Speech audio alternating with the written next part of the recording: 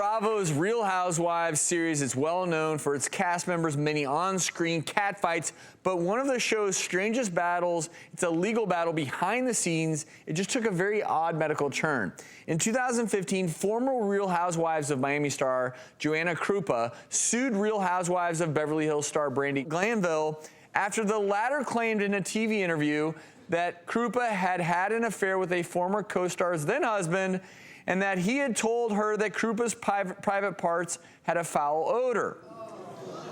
So basically, you know, claim there was some dalliances. We get it. Fast forward, now Krupa is seeking $2 million in punitive damages in a defamation court battle and has been ordered by a judge to hand over her gynecological records from 2000 to 2005. Man, this I think whole reality scenario shows stinks. have hit an all-time stinky low. Stinky low. Thank you very much.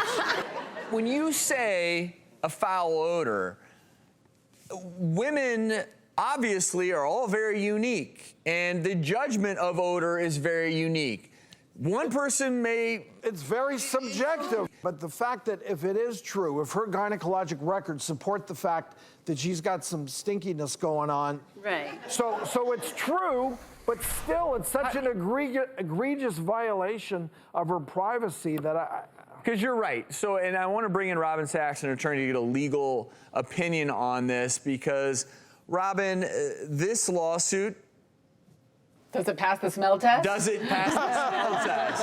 That's the question, right? The lawsuit has three different acts that they're talking about. One is slander, which is saying something bad or saying something awful about someone. Truth is a defense to that. So if she, in fact, is smelly, then there is a defense to it. Now, the second count in this case is slander per se. That means it doesn't matter of whether or not it's true. It's the fact that you just even said it because it's so awful. They actually, back in the 1800s, would call it a loathsome disease. I mean, you would never want to spread people's loathsome disease that's so awful and so private. So the medical records is going to whether or not it is true, and two, whether or not it rises. Is it true, but rises to the part of where it's a venereal disease?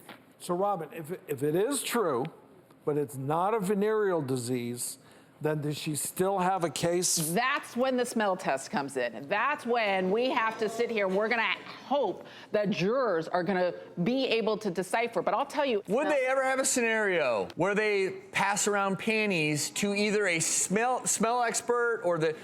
How would you possibly Well, you had to get her actual panties from 2012 or whenever this was, Yeah, they're right? gonna have... I mean, you may not have the problem anymore. Yeah, they're going to have aired out by then. I imagine she'll start bringing another way around it from a legal point of view is you can start bringing in all of your other partners. You can start bringing in other people. Wow. I will say what's interesting is that this is obviously a big back and forth, and Glanville's saying that this case is an attempt to keep Krupa's name in the spotlight. But I can tell you this does not seem like a very good spotlight to be in. I think that sometimes with defamation cases, by bringing the lawsuit, no one would have been talking about this probably, but now everyone's talking about it. Well, it's good for another couple seasons. Especially because there is allegedly, from what I understand, a clause in the Real Housewives contract that says you are not allowed to sue fellow cast members.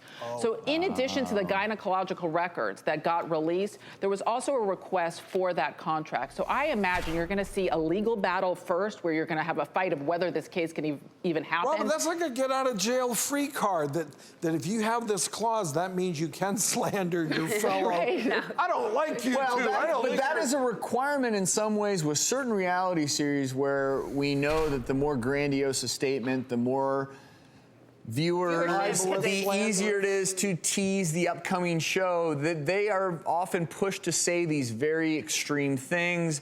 I think this will be an interesting case to see how it turns out, because it could theoretically change reality TV a little bit if she wins this $2 million judgment. Absolutely, but any woman on that jury is going to be mortified by this case. This is such an interesting case. Robin, thank you for your insights on it. Thanks, Robin.